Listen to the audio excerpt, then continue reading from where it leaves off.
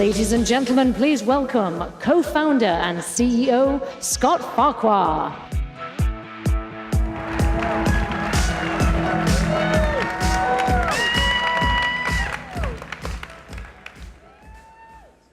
Welcome to Summit. Welcome to those of you who've traveled from 42 countries to be with us here tonight, and to all of those watching around the world on the live stream. Summit is an incredibly special time for us. Not only do we get to share the incredible things we're doing here at Atlassian, but we get to hear the amazing stories of all that you do in your organizations. And at Atlassian, we have huge ambitions to change the way teamwork is done in organizations everywhere. And we just hit a huge milestone, something that I am incredibly proud of, and something I want to share with all of you here tonight. We just reached 90,000 customers. 90,000. Woo!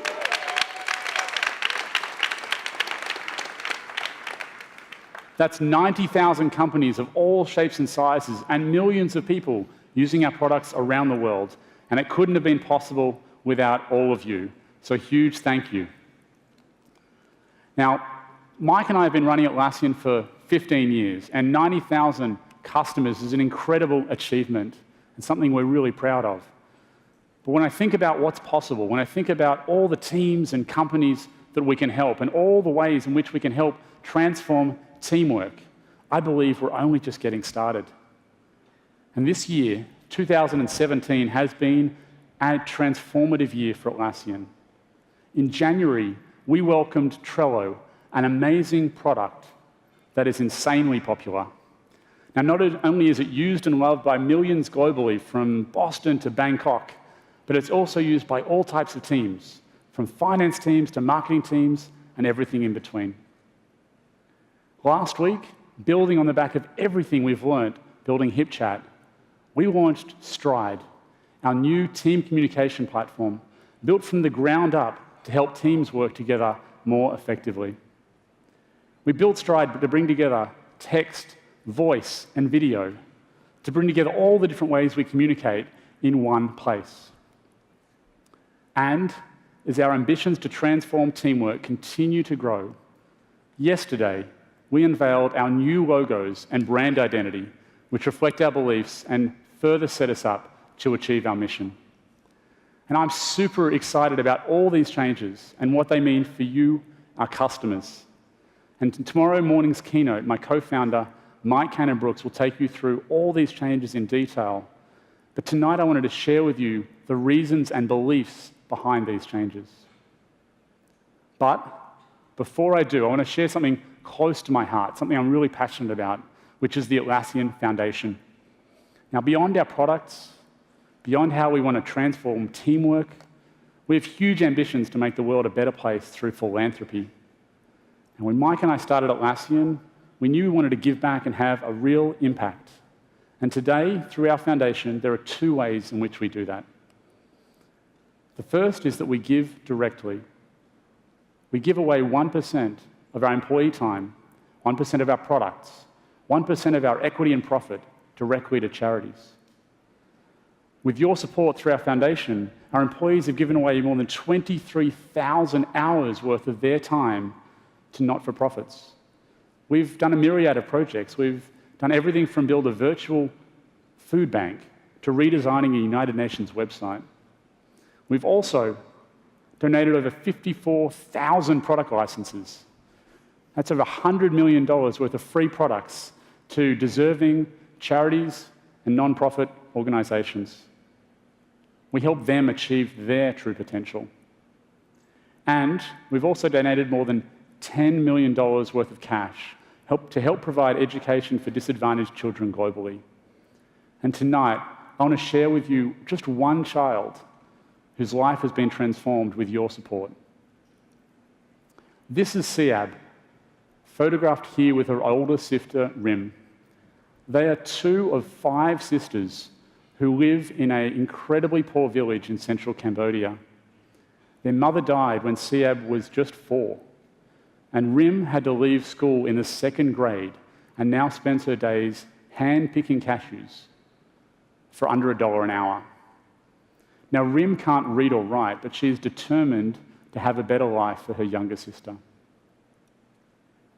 Now, through the support of Atlassian and our partner Room to Read, Siab was saved from a life of child labour and is able to stay in school and get an education. Now, to get a sense of how determined Siab is, she walked an hour and a half to school in the morning and an hour and a half home again in the afternoon.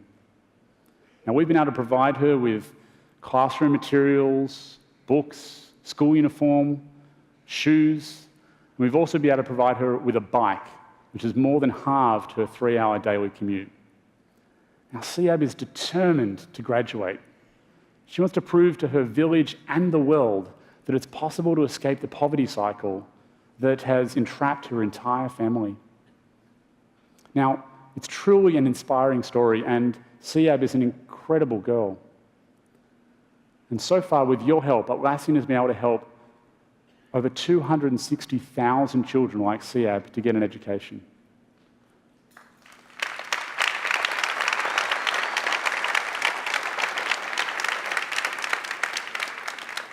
This would not be possible without your help. And this year, we set ourselves an ambitious goal. We set a goal that over the next 10 years, we want to help 10 million children to get an education. 10 million.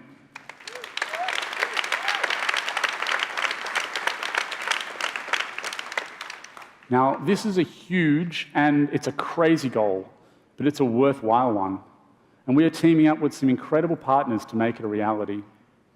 The Australian government and the the MIT, University of MIT, Massachusetts Institute of Technology, have signed on. We've also attracted amazing individuals like Laureen Powell-Jobs and Queen Rania of Jordan to this incredible cause. And together, over the next 10 years, we will be able to lift 10 million children like Siab out of poverty. Now, beyond the incredible impact that we have by giving directly, we also want to inspire others to give back. We want to start a movement that is going to have an impact well beyond anything that we could do ourselves. That's why in 2015, we started the Pledge 1% movement with the idea to get every company to pledge 1% of their employee time, their equity, their products, and their profits in support of social causes. We want to change the face of corporate philanthropy.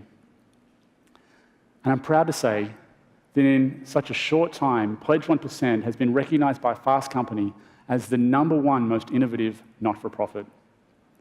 And not only has it been topped the list for not-for-profits, but it also was recognized in the list overall as one of the most innovative companies across every single category. And it's incredible to see Pledge 1% and how it's now a global movement being recognized to make the world a better place. And it's not just about awards. 3,000 companies from over 60 countries have already made the pledge, pledging that if they are successful, they will give some of that success back and share it with others. In fact, I'm proud to say that we have 80 companies here listed on this slide, 80 companies here tonight, 80 companies in the Atlassian community who have already taken the pledge. And so if you work for one of those 80 companies, or if you work for one of the incredible not-for-profits here in the audience tonight, please stand up and be recognized for the amazing work that you do.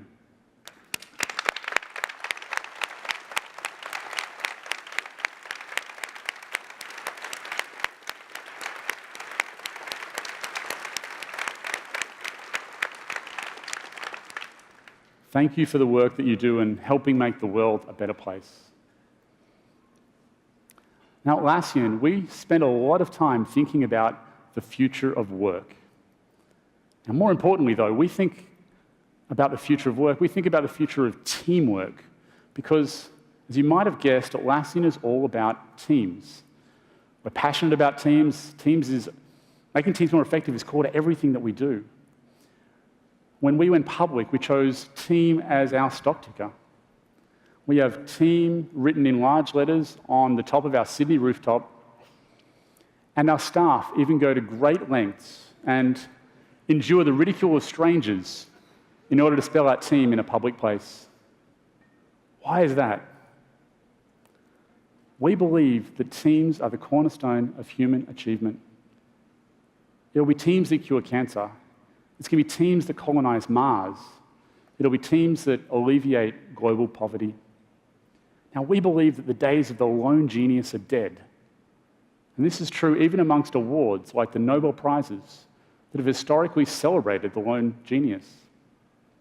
Did you know that over the past 20 years, more teams than individuals have won Nobel Prizes?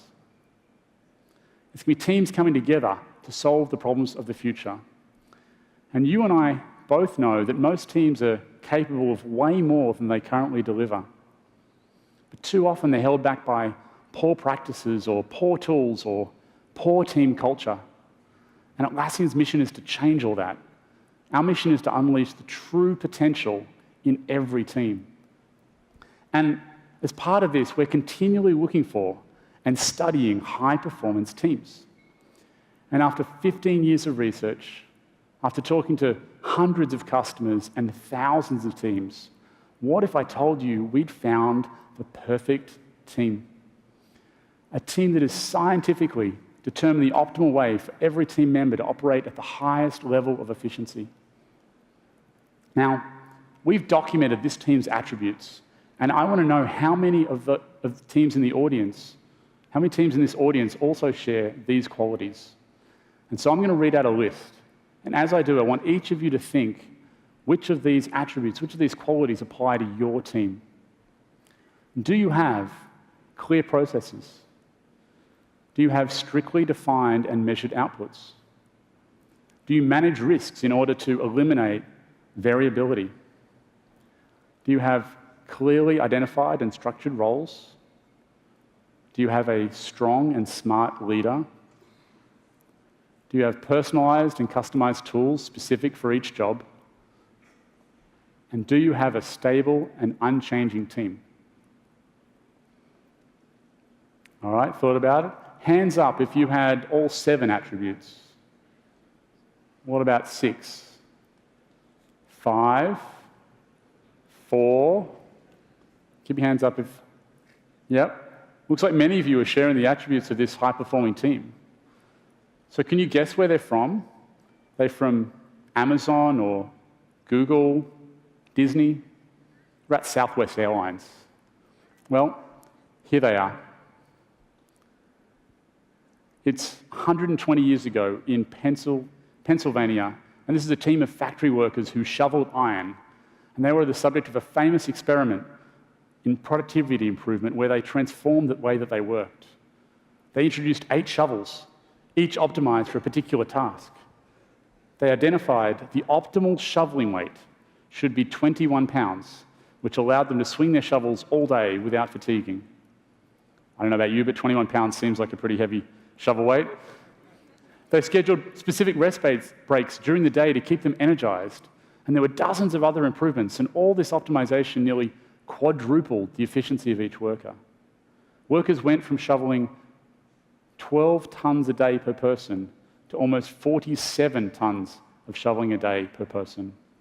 Now, for those in the audience who are doing the math, that's shoveling every 10 seconds for about 12 hours through the entire day. It's pretty impressive, right? So what should we learn from these workers? How do we optimize our teams for efficient execution the same way that they did?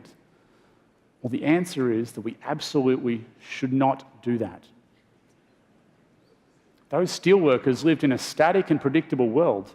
Their jobs were stable from one day to the next. They walked in that factory each and every day and did the same thing. And because their world moves slowly, optimizing for efficiency is the right thing to do. But who here goes into work every day and knows exactly what you're going to do when you walk through the doors? Whose to-do list is the same every day, every week, and every month? When was the last time your day went exactly according to plan? Now, I'm going to guess that's basically none of us. We live in a dynamic time where changes are coming at us faster than ever before, making it impossible to predict what's coming next. And you only have to look back 10 years and ask yourself, could you have possibly imagined a world where we take over 1 trillion photos a year? In fact, we take over 1 trillion photos a year just on our phones. That's a hell of a lot of selfies. Speaking of selfies, let's make that 1,000,000,001, shall we?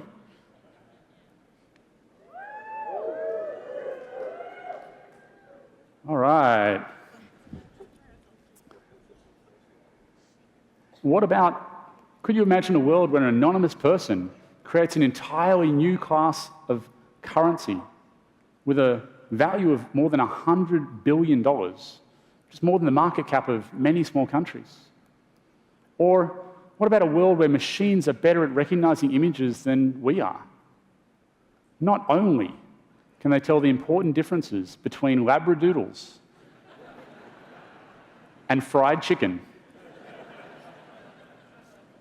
but they're also identifying diseases more accurately than we are, saving countless lives. Not only is technology vastly improving how we do diagnosis, but it's accelerating innovation in the operating room.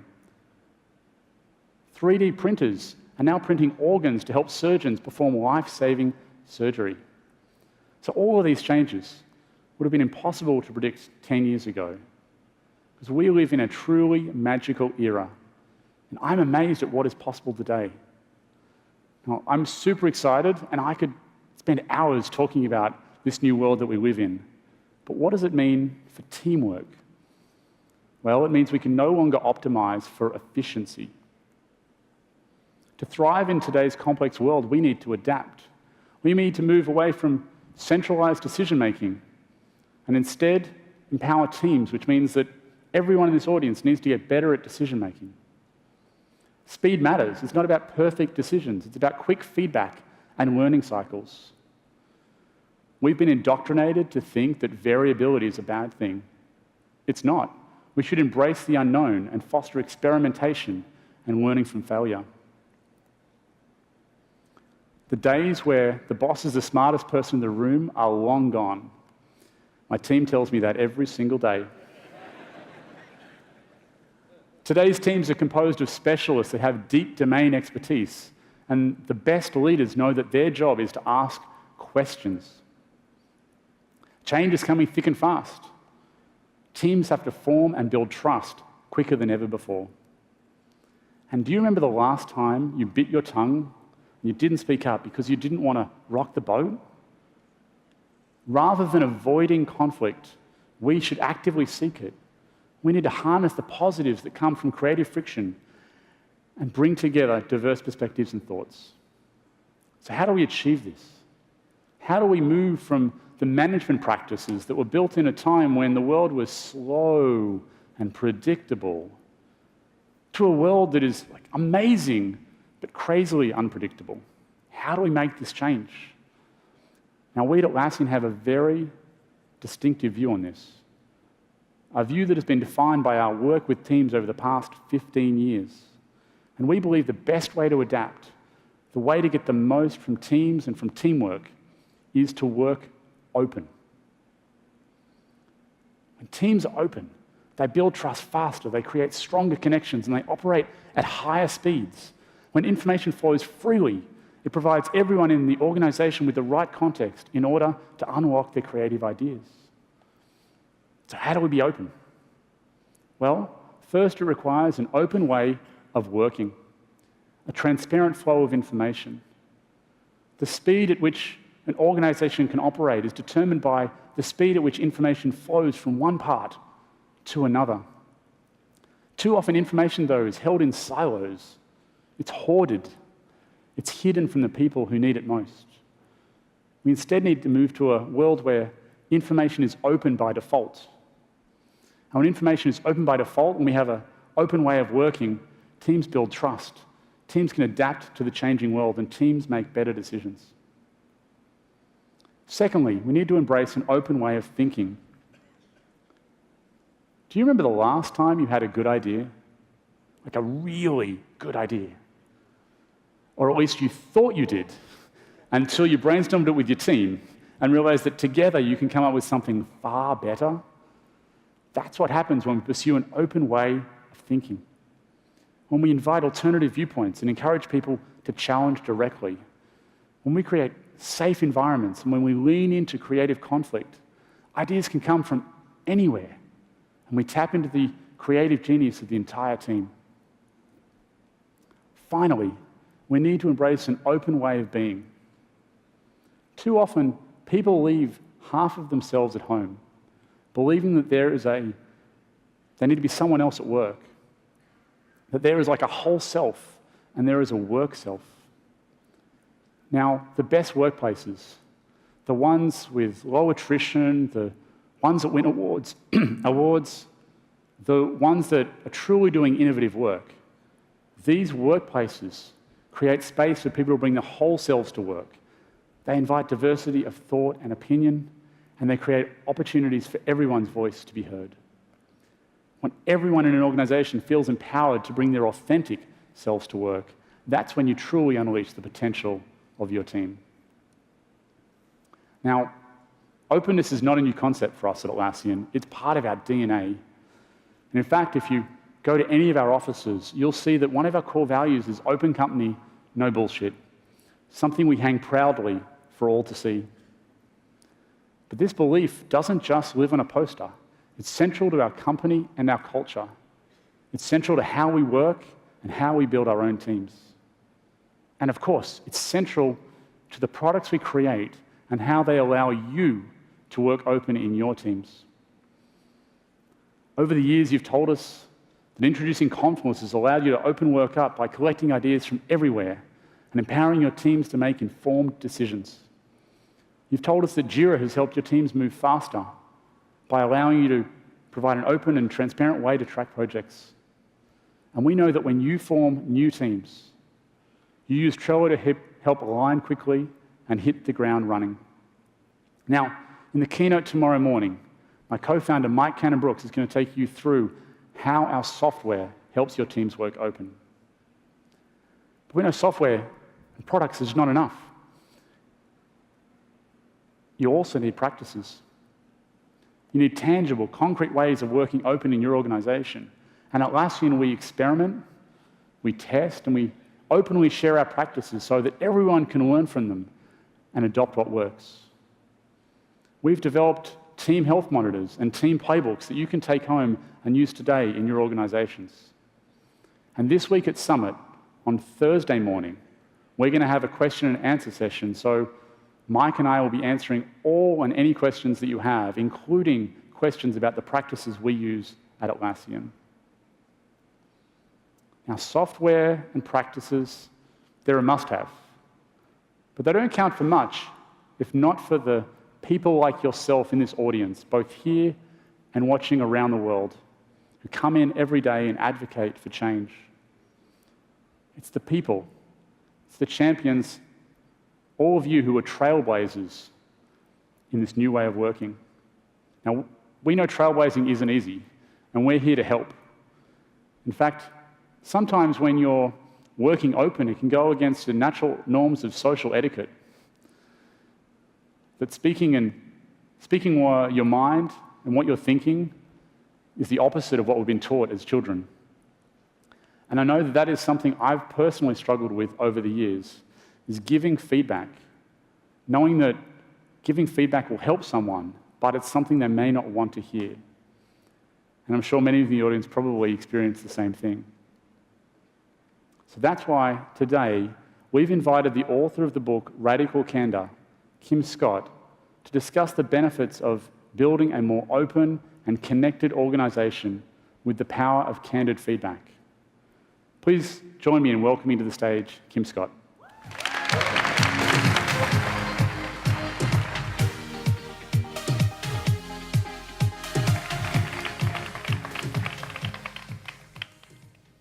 Thank you all so much. It's really an honor to be here. It's very rare to meet founders of a company and a company itself that so perfectly resonates with my philosophy.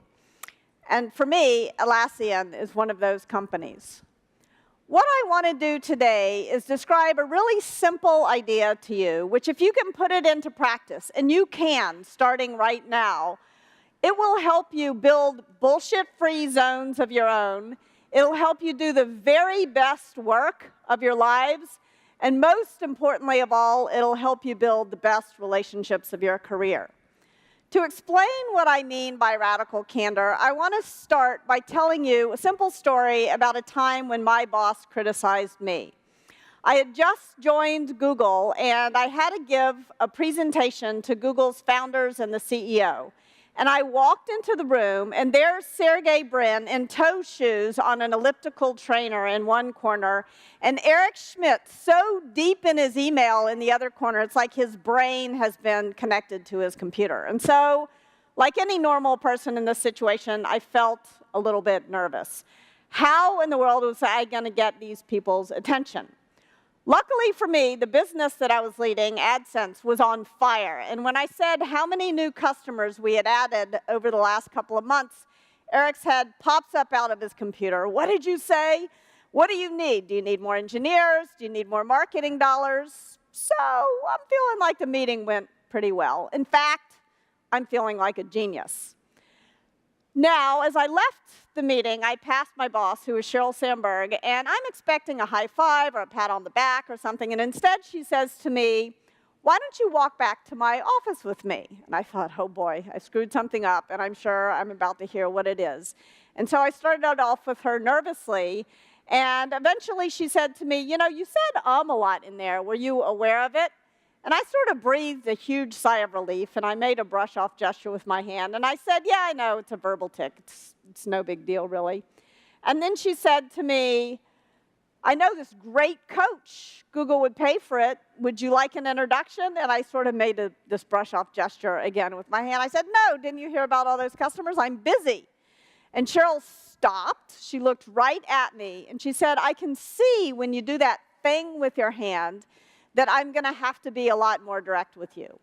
When you say every third word, it makes you sound stupid." Now, she's got my full attention. And some people might say it was mean of Sheryl to say it to me that way, but if she hadn't said it with just those words, I never would have gone to see this coach. And if I hadn't, I wouldn't have realized that Sheryl was exactly right. I watched a video of myself, one of life's more painful experiences. Avoid it if you can. And I realized Sheryl hadn't been exaggerating. I really did say every third word. And this was surprising because I had been giving presentations for my entire career. I had raised $35 million for a startup giving presentations. I thought I was pretty good at it. Why had nobody told me? It was as though I'd been walking through my entire career with my fly down, and nobody had had the courtesy to tell me that it was down. And so this got me to thinking, what was it about Sheryl that made it sort of easy, seemingly easy anyway, from my perspective, for her to give me the feedback? But even more interestingly, why had everybody else failed for all those years to give me the feedback? And I realized it came down to two things. Sheryl really did two things very well. She showed all of us who worked for her, all of her direct reports. She couldn't do it for all 5,000 people. But for all her direct reports, she showed us that she cared about us as human beings, not just as employees, but she cared personally. When I had a family member fall ill, she said, "Go, I've got you covered. I have the plan. Just go. Don't even take it as vacation time." And that was the sort of thing she did for everybody. But she never let her concern for our short-term feelings get in the way of telling us stuff we really need to hear about. So she challenged us directly. Now, if I believe one thing, it's that all of life's problems can be boiled down to a good 2x2. So here's mine. Care personally, challenge directly. Now, what is it that causes problems? Let's take each dimension of radical candor in turn. Care personally is just sort of the give a damn dimension of radical candor. Now, nobody starts their career out thinking, "I don't care at all about other people. I don't give a crap about people, and so I'm going to be a great leader or a great peer." That's not how it works. So what is it that moves us down on the give a damn axis? I think what happens here begins when we're 18, 19 years old.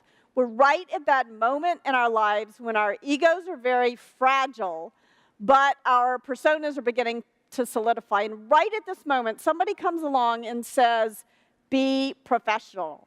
And for an awful lot of us, that gets translated to mean leave your emotions, leave your humanity, leave everything that's best about you at home, and come to work like some kind of robot. And I think that that is a terrible mistake. You can't care personally about people if you're a robot. So you've got to be more than just professional. You've got to be able to bring your whole self to work. Unfortunately, however, the Beatles got it wrong. Love is not all you need. You also need this other dimension of radical candor, the willing to piss people off dimension. And the problem here, as Scott said, begins not at 18 years old, but when we're like 18 months old. How many people, raise of hands, had a parent who told you some version of, if you don't have anything nice to say, don't say anything at all, right? It's amazing. It translates into practically every culture in the world, some version of this saying. And now, all of a sudden, when it comes time to giving feedback at work, congratulations, it's your job to say it. And that is hard. Undoing, it's easy for me to stand up here and say, be radically candid, but undoing training that's been pounded into your head since you were 18 months old is seriously hard. So that's why radical candor is hard. Training from 18 years old, 18 months old.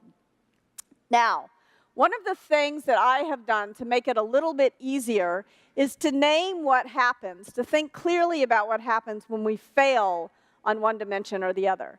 So when you do challenge directly, but you fail to show that you care personally, I call that obnoxious aggression.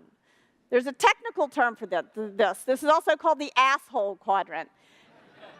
However, I don't call it that for a very specific reason. The reason is that the worst way for you to use this framework is to start writing names in boxes. So I implore, don't do that. Use this framework to guide conversation in the right direction. Don't use it to judge yourself or others. Now, sometimes we fail on both dimensions at the same time, and I'll describe my own hero's path there. But when you fail to show that you care, and you fail to challenge directly at the same time, that is what I call manipulative insincerity. And these things are fun to tell stories about, backstabbing behavior, political behavior, but by far and away the most common mistake that everybody makes at work is when they do show they care personally, when they are concerned about somebody else's feelings, and therefore they fail to challenge them directly. And this is what I call ruinous empathy. So that's the radical candor framework. Now, what I want to do quickly is sort of motivate each of these quadrants by telling you a super fast story. Radical candor can happen in the space of time it takes the light to change. In fact, for me, the origin story of radical candor happened in New York City. I had just gotten this puppy, a golden retriever puppy, Belvedere, and I adored this dog, never said a cross word to her. And as a result, she was totally out of control. So I'm walking along the street, dog jumps in front of a cab, I pull her out of the way just in time, and a man, a perfect stranger on the street, looks at me and he says, I can see that you really love that dog. That's all he has to do to move up on the care personally dimension of radical candor. He doesn't have to know my birthday or take me out for lunch or anything like that. I can see you really love that dog. But then he says to me, but you're going to kill that dog if you don't teach it to sit. And then he points at the ground and he says, sit. The dog sat. I had no idea the dog even knew what that meant.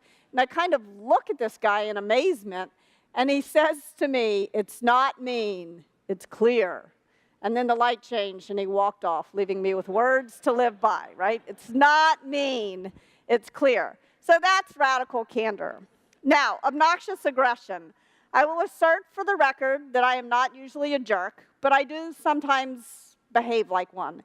And I've done research, and every single one of you do also sometimes behave like a jerk. So here's my story. Shortly after I joined Google, again, astounding they let me stay there as long as they did, I got into an argument with Larry Page about an AdSense policy.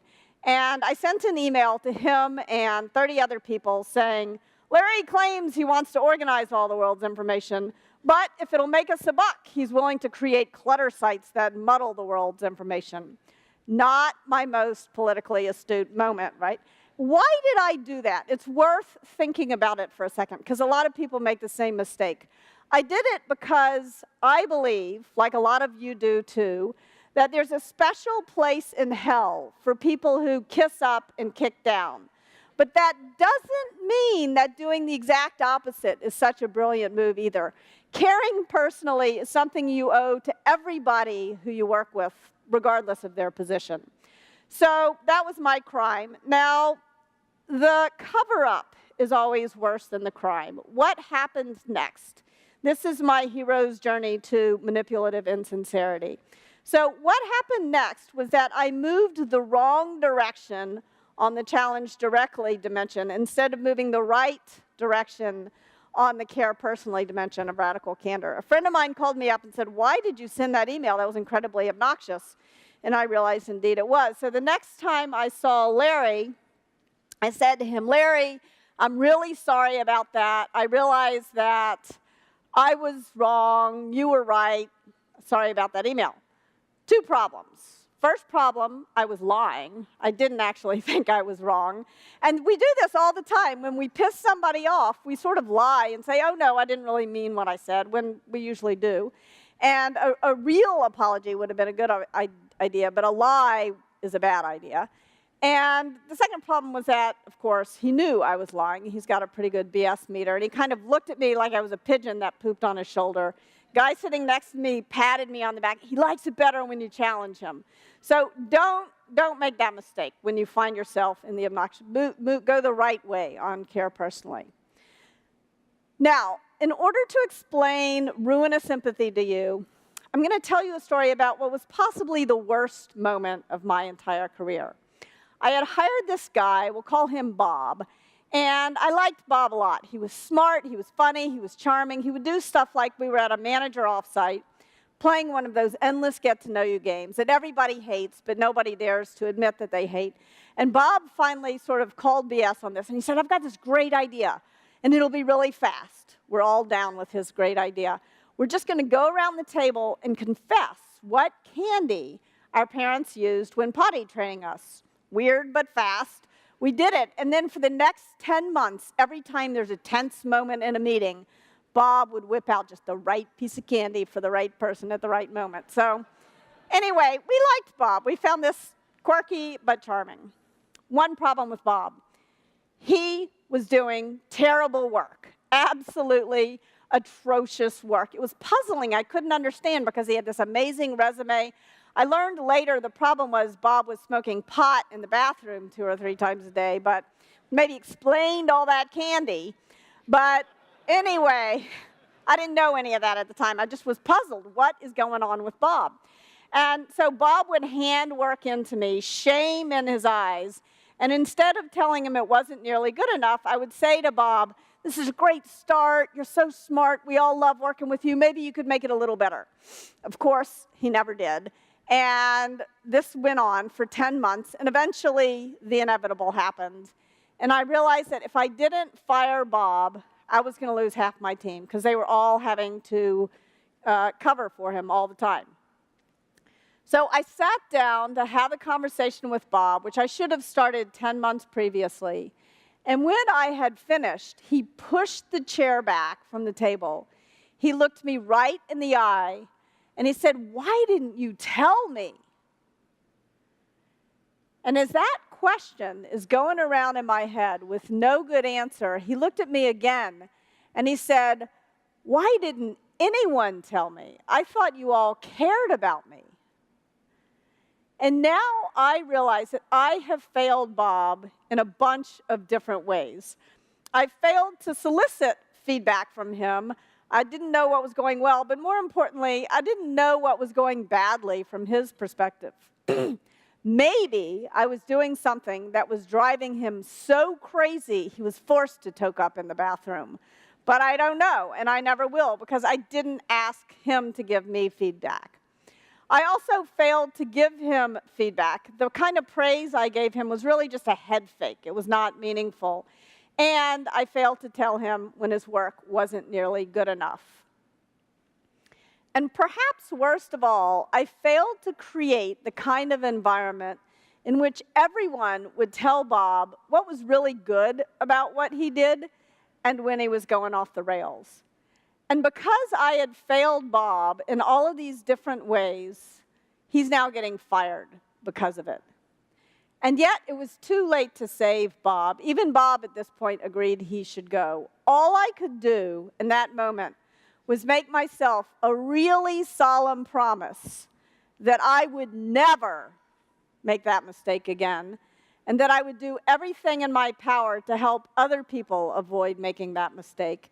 And that is why I spent so much time coming up with these 6 phrases and writing the book. Now, no matter how compelling a philosophy is, it's not going to help you all change your behavior. Odds are, even if you loved those stories, you're going to go back to your desks and keep on doing what you've always done. Because radical candor is hard. I wrote the darn book, and it's hard for me to put it into practice sometimes. So what I want to leave you with in the next few minutes are some very specific things you can do.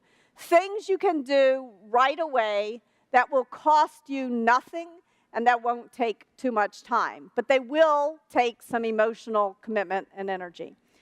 So I'm going to talk about 4 things. I'm going to talk about soliciting radical candor. Don't dish it out until you prove you can take it. I'm going to talk about giving it, both praise and criticism. I'm going to talk about gauging it, because radical candor gets measured, and I'll say this a few times. Radical candor gets measured not at your mouth, but at the other person's ear. But it's kind of hard to know what's going on in somebody else's ear. And last but not least, I'll talk about how to encourage it on the broader team. So let's start with getting it. The best place to solicit feedback is at the end of a one-on-one. Let the other person get all their stuff out first. Let the other person go through their agenda.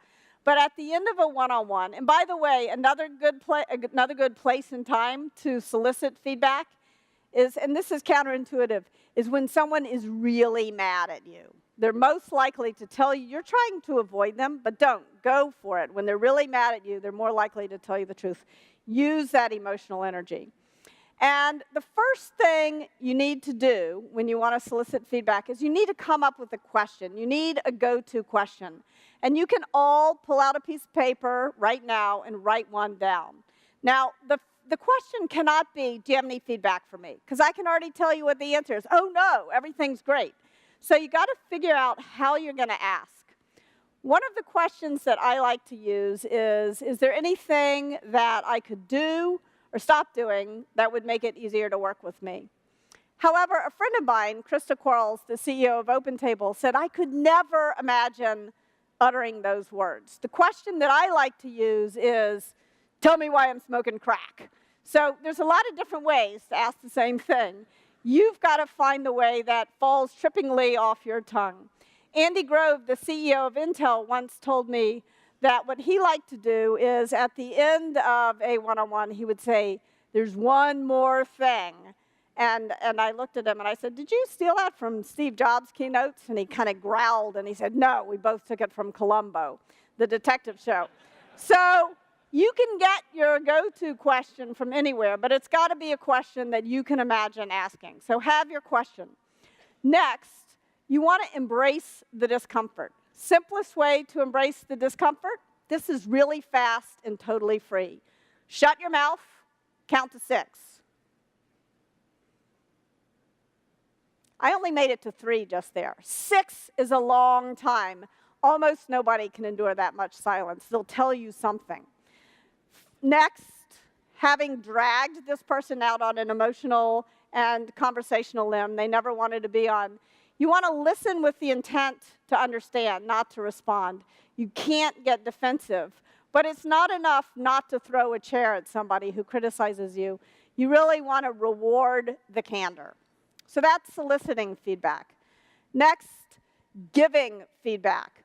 The best feedback I've ever gotten in my career happened in these 2-minute impromptu conversations walking in between meetings. So what is the mentality that you go into these conversations with? And all of this applies to both praise and criticism. Remember, you should be giving more praise than criticism. But don't try to run it by some sort of ratio, because then you'll say, great hair, terrible work, but I love those shoes, right? That's not really so helpful. And yet people do this all the time. So when you're giving feedback, praise or criticism, make sure that you do it humbly. It's candor because there's not a lot of humility in the truth. You may be wrong, and that's okay. Make sure that you share your intention to be helpful. The purpose of praise and criticism is to help people continue to do great work or fix bad work. You want to do it right away. There's no reason to delay if you're offering to help somebody. You want to do it in person. Most of communication is nonverbal. Cheryl would never have known that she had to go so far out on the challenge directly dimension of radical candor if she hadn't seen me making this brush-off gesture. You want to make sure that you criticize in private and that you praise in public, in most cases. And you want to make sure you're not criticizing somebody's personality. You want to help people change, and changing your personality is very difficult. Okay, so next let's talk about gauging it. You want to measure radical candor, again, not at your mouth, but at the other person's ear. One of the things you can do right away to help figure out what is going on at somebody else's ear is to use the framework that I just shared with you. Share it with your team. After you give feedback, ask for feedback on your feedback quickly. How's that landing for you? Most often you'll fear that you're being a jerk, but in fact, you will have been ruinously empathetic. You'll be pulling your punches. Sometimes you might have punched too hard. Just ask the person. The power of a shared vocabulary is enormous for figuring out what's going on with other people. Last but not least, encourage it. This is how you get your real leverage. If it's all on your shoulders, it's really hard to change a whole organization. And the rule of thumb here is really, really simple. You want to insist on clean escalation. What do I mean by that? All I really mean by that is don't let people talk badly about you, to you about each other. You often feel like you're being a good colleague to listen, but you're not. You're just stirring the political pot. Ask, say, did you talk to Joe about that? Did you talk to, or whoever the person is, did you talk directly to the person? And if they didn't, insist that they try. And if they can't work it out, insist that they escalate together. And this is a little bit awkward because like two people going to somebody's boss together feels like even worse than going to the principal all by yourself. But if you can encourage people to escalate cleanly, to escalate together, it'll make a huge difference. So I want to leave you with some encouragement to share these ideas with your team and to do these simple things to make them real. Thank you very much.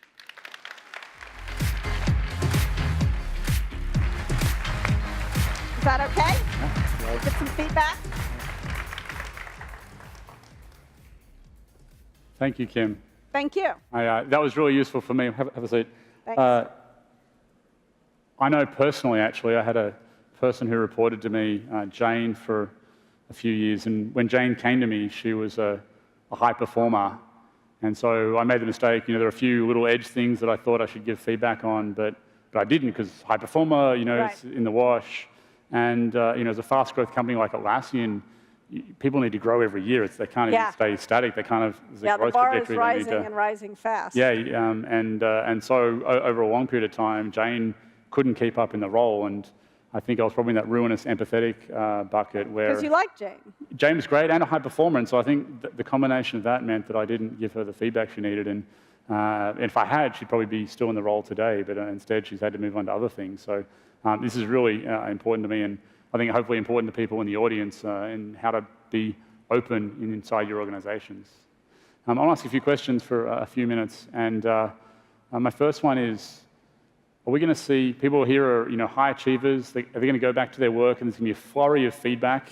What's your advice to sort of moderate? People are going to go back and their colleagues at the booth this afternoon are going to give feedback. What would you recommend they do first? Yeah, it's a great question, and you don't want to leave this and go out with all guns blazing. You want to start by soliciting feedback.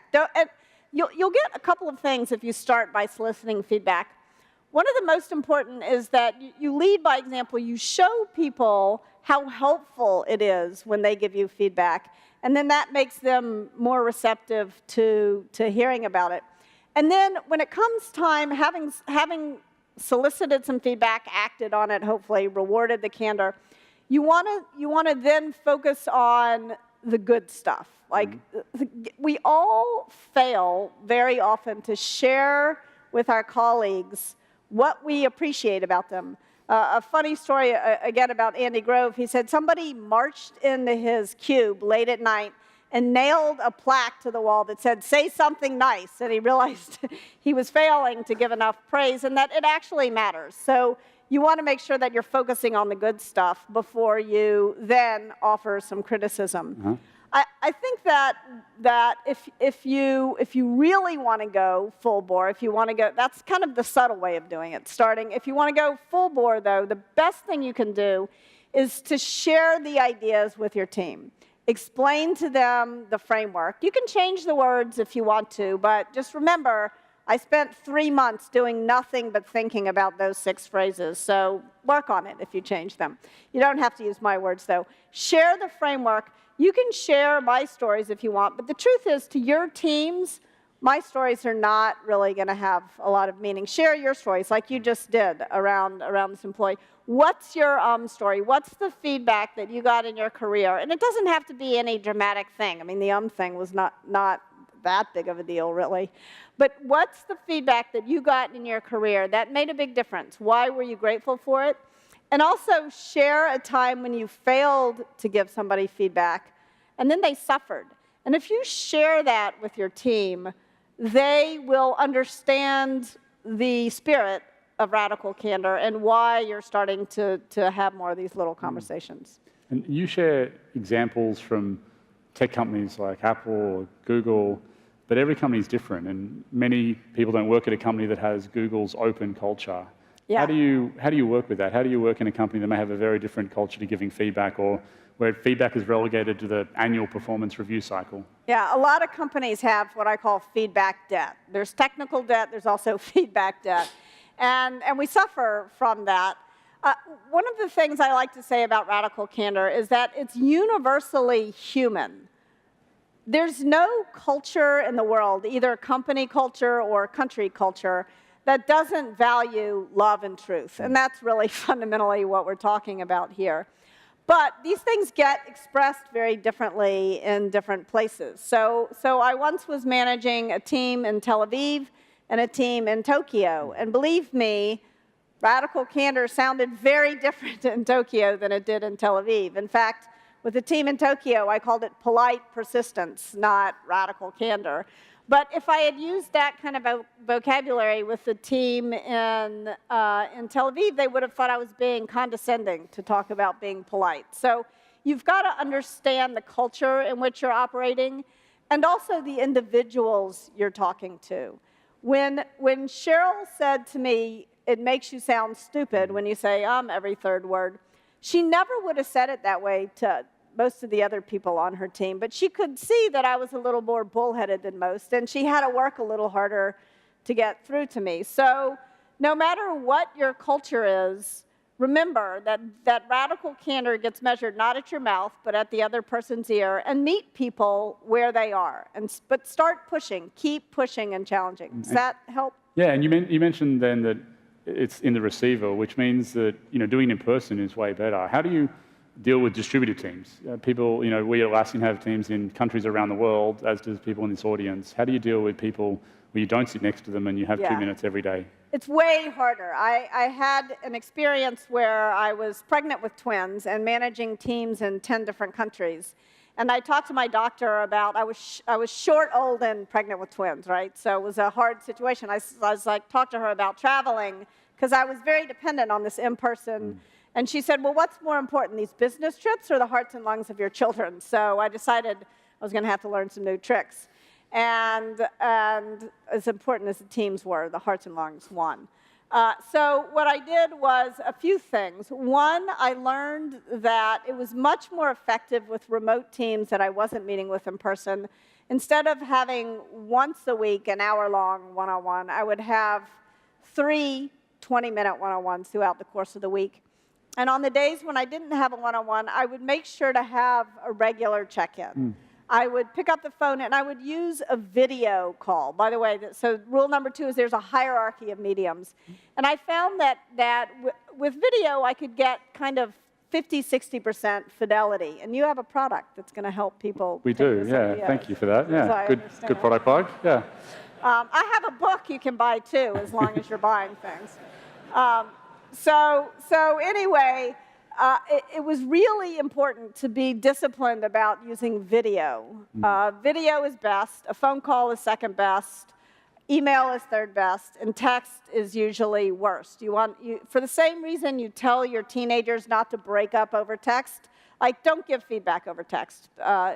Do it at least over a video Probably a call. breakup emoji these days. Yeah, you can just do exactly. it with one character. Whatever that emoji is, don't use it. There's a third thing that I found really helpful, especially with global teams, and that was working on the other time zones. I would spend 1 week a quarter working on Europe time and 1 week a quarter working on Asia time, just because synchronous communication is important and there's not that many overlapping hours in the day. And it was painful. It was painful to go in the office at 2 in the morning, but not as painful as TSA. So I found that to be really helpful. So you've talked a lot about giving feedback to your, as a boss, giving it to your direct reports. What about teams and giving feedback to peers? Like, how do you see that working? Yeah, so Radical Candor is really about forming relationships at work. And there's nothing more destructive to relationships than an overemphasis on hierarchy. So it should play out the same way, up, down, and sideways. You want to start, again, with soliciting it, and then you want to focus on the good stuff, focus on some praise, then you want to give some criticism.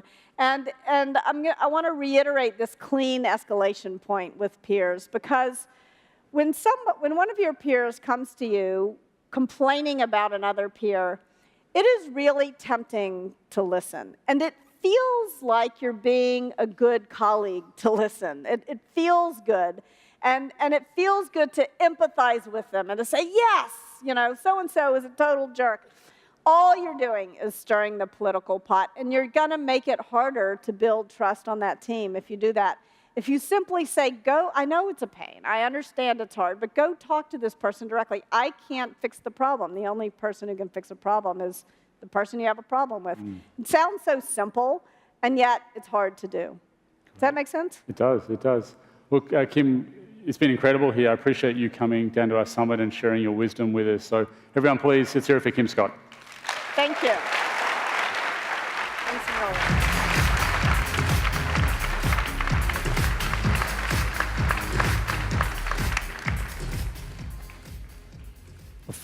Before we wrap up this session, I want to talk to you about Ship It Live. Now, Ship It is our quarterly innovation event that we run at Atlassian, where we form teams who spend 24 hours working on any problem that they want to solve.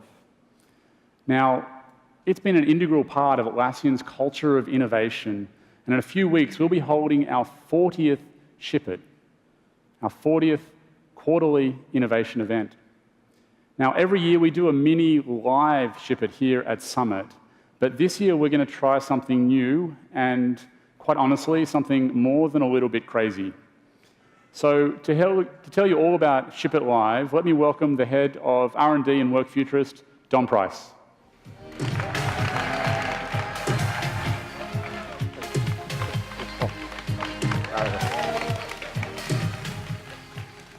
You can't clap for too long. Scott's literally given me 2 minutes, 30 seconds. Otherwise, I'm going to get some feedback from him. Now he knows what Radical Candor looks like. So I want to talk to you about Ship It Live, and I've got a bit of a confession for you. We talk about Ship It Live every year, but actually what we've been doing is we've been lying to you. We were hand-picking presenters, and we were getting them to come along with finessed presentations. For anyone that came to Ship It Live in the last few summits, you would never have seen a missed beat, a missed slide. Everything was just slick as ever. But innovation isn't that easy. So as Scott mentioned, we're going to do it differently this year. So what are we going to do and why? Well, we've actually created something here. We believe that innovation is formed of several components. How do you get cognitive diversity? So not single people on a stage, but as we've mentioned a couple of times, teams, people coming together, different mindset, different thought process to challenge each other. And then how do you give them that curiosity and then give them freedom to create? Now, we've not been doing this in previous years. We were handpicking those presenters. Trust me, it kept the legal team very happy knowing exactly what was going to happen live on stage. But the thing is, that's not innovation. Innovation is messy. It's a bit scrappy. It's a bit dirty. So this year, we're doing it differently. We've handpicked 5 teams. We actually blogged the entire Atlassian community. And we said to people, anyone, anywhere in the world can come up with an idea. And then we picked the most random, awesome ideas. Those people have come from 5 countries over the Atlassian universe. Not only do we have the teams on site here, but their team members, in true Atlassian fashion, we like a little bit of complexity, their team members are connected all around the world, in all of our offices. So what are they going to do? We've given them 24 hours. They have not pre-prepared or pre-rehearsed anything. In fact, when you say go in a few seconds, they're going to start hacking. And the next 24 hours, I genuinely don't have a clue what's going to happen. There is a high chance I'll get fired, but I might get a job somewhere else. Probably won't, actually. Now, the important thing is you can get to go and see these people. The participants are out on the show floor. So you can go and chat to them and prod them and provoke them. But I ask you not to feed the hacking animals. They are going to be fed a very strict diet of pizza and energy drinks, because for the next 24 hours, they have to create. Now, the good news is something is going to go wrong. And so on Thursday, you get to see the summation of their 24 hours. So let's give you a quick glance into what we're going to do. 5 teams. The first team that you'll see out on the show floor, Team 1, are building something called Vela, a platform providing in-context communication. Team 2, the green team, one of my favorites, PageTree Platinum. So they're going to hack away at Confluence. Team 3, the red team, are going to integrate Confluence with Trello, one of the newest members of the Atlassian family, to bring tasks and actions together. Again, a great idea. Team 4, which is the yellow team, speech recognition in Stride video. If anything's going to go wrong, that is going to go wrong. The idea of converting speech into text in a chat room. I mean, the team out there look brave. I think they're just ignorant, but they're going to give it a go. The idea of innovation is you have to be willing to fail and learn, and they're going to do that. And Team 4, the blue team, Status Page Connect. So using the knowledge of our ecosystem to unleash workflows with custom apps. So you can go out there and see these 5 teams in the next 24 hours as they hack away. But what we need to do now in true Atlassian Summit fashion is give them a good old-fashioned countdown. So can I get you to bang your feet, clap your hands? What I need you to do is to count down, because they're going to start the clock. Literally, I'll sat there, keyboards at the ready. So I need to do 5, 4, 3, 2, 1, but I need to make as much noise as humanly possible. Otherwise, Scott won't buy us all a beer. So are you ready? 5, 4, 3, 2, 1, go! Good team!